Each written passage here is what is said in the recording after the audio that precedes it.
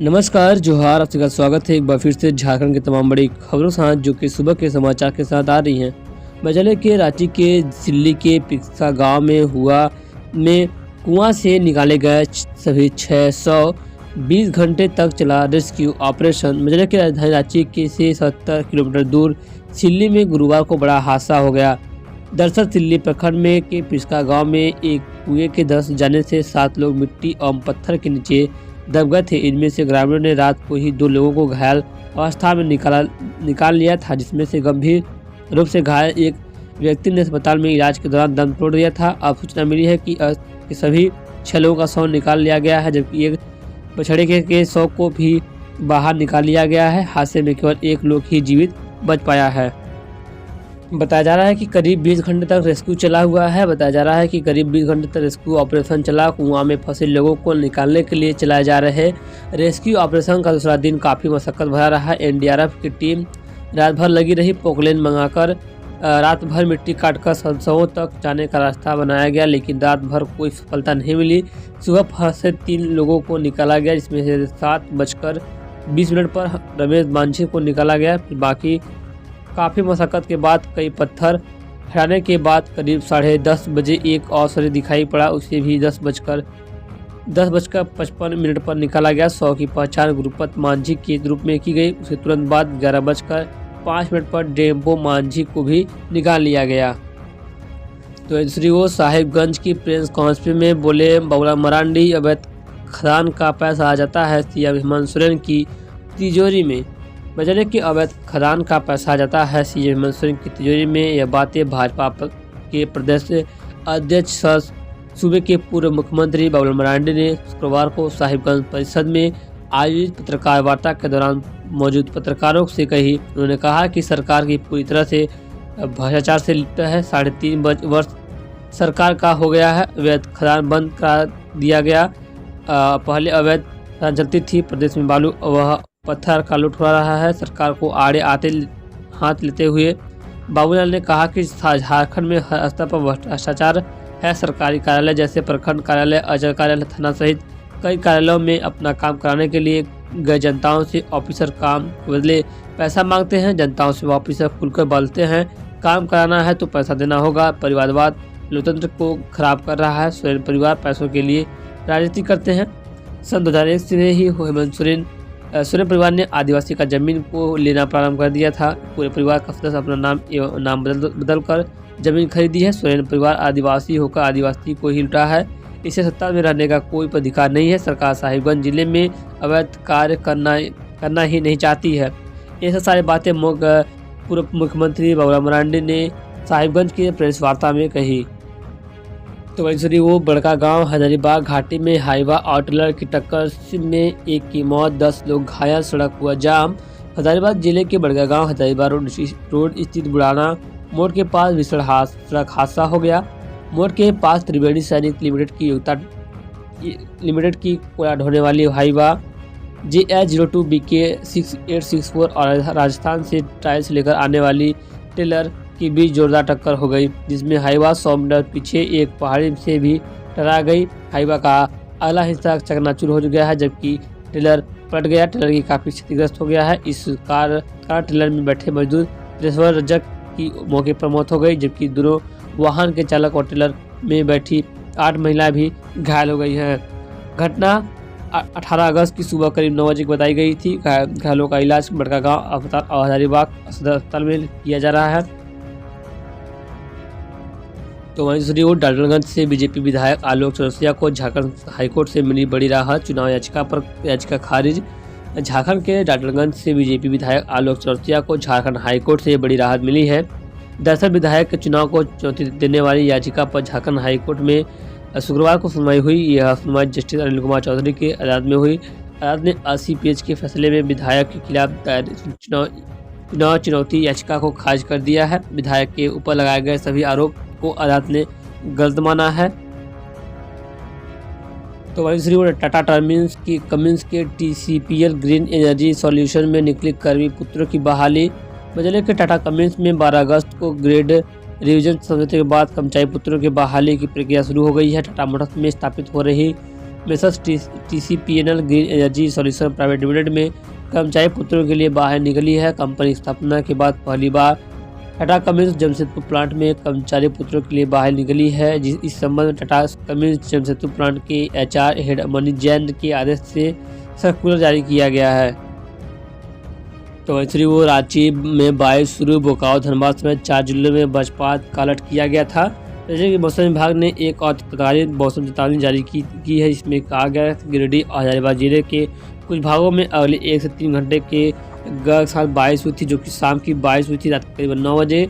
मौसम विभाग ने झारखंड के 3 जिलों में वर्षा की चेतावनी दी थी। रात में 7:15 बजे के बाद जारी येलो अलर्ट में कहा गया था कि गुमला, लोहरदंगा, सरायकेला, खरसावां जिले के कुछ भागों में अगले 1 से 3 घंटे में हल्के दर्जे की वर्षा होने की संभावना जताई गई है। इस दौरान वज्रपात भी हो सकता है। बचले के रांची में बारिश शुरू हो चुकी है। बोकारो धनबाद समेत 4 जिलों में वज्रपात का अलर्ट जारी किया गया था।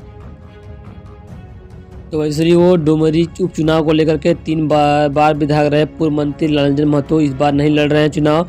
बैठक का जल्द लेंगे निर्णय। बचले कि वर्ष 1970 के बाद डुमरी विधानसभा सीट पर यह पहला मौका है जब इस क्षेत्र के 3 बार विधायक रहे पूर्व मंत्री लालचंद महतो ने इस बार चुनाव नहीं लड़ने की घोषणा की है। पिछले 4 दशक से डुमरी विधानसभा क्षेत्र में राजनीति के क्षेत्र में के सक्रिय रहने वाले श्री महतो ने चुनाव में अपनी भूमिका को लेकर डुमरी व नावाडीह प्रखंड में अपने समर्थकों के साथ अलग अलग बैठक कर आगे की रणनीति तय करेंगे।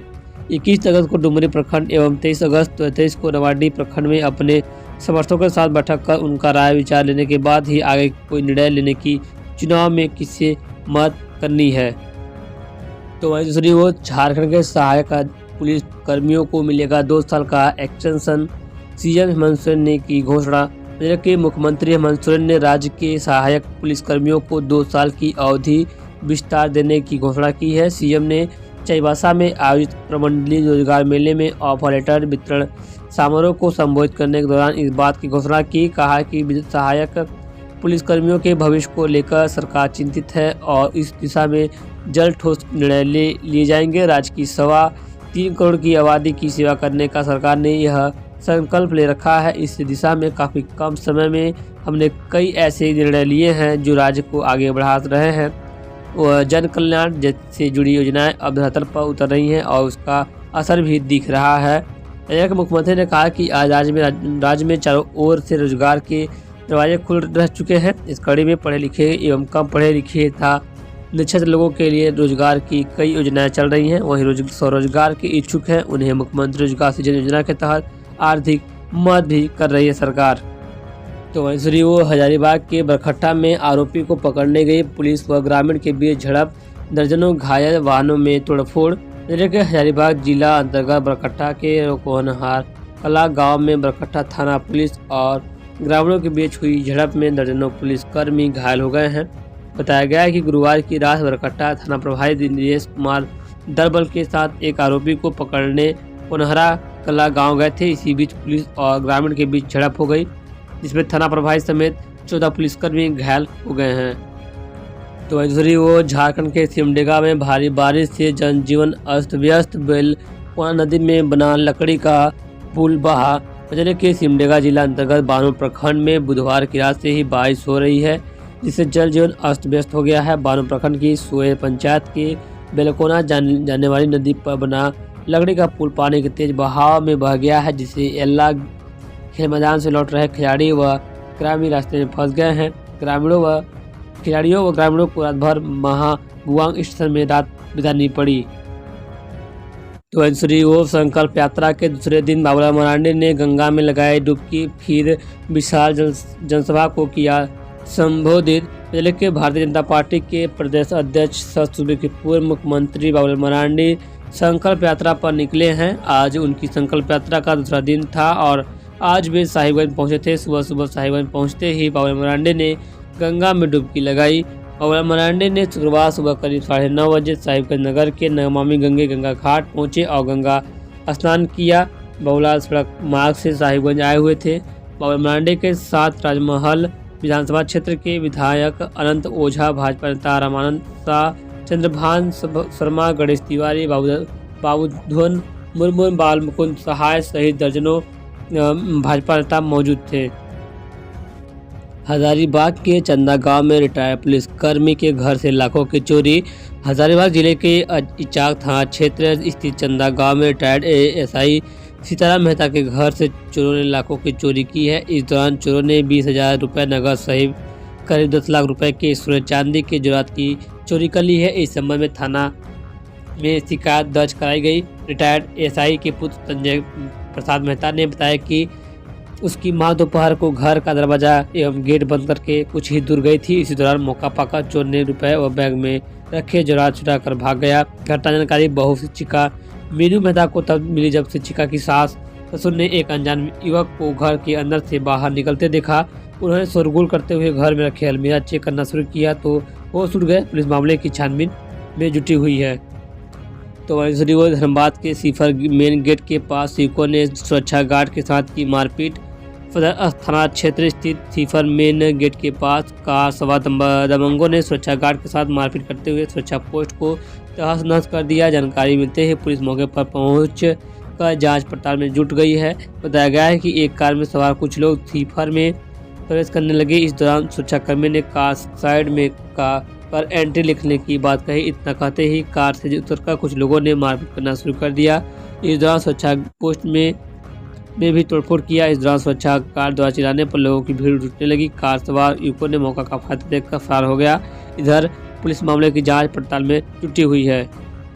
तो दूसरी ओर रांची में चेन छिनतई मामले में महिला सहित 4 आरोपी गिरफ्तार। राजधानी रांची की अरगोड़ा, डोरंडा, जन्नतपुर और ध्रुवा थाना क्षेत्र में चेन छिनतई मामले में पुलिस की बड़ी सफलता मिली है। इस मामले में पुलिस ने महिला सहित 4 आरोपियों को गिरफ्तार किया है। इसमें जेवर दुकानदार भी शामिल हैं जो छिनतई वाले चेन खरीदता था। दोस्तों फिलहाल खबर बस इतना ही। ये थी कुछ आज की तमाम बड़ी खबरें जो कि सुबह के समाचार के साथ आ रही थी। तो उम्मीद है कि खबर पसंद आई। खबरों को शेयर कीजिएगा, लाइक कीजिएगा, चैनल पहली बार आए हैं सब्सक्राइब जरूर कीजिएगा। तब तक के लिए जय हिंद, वंदे मातरम।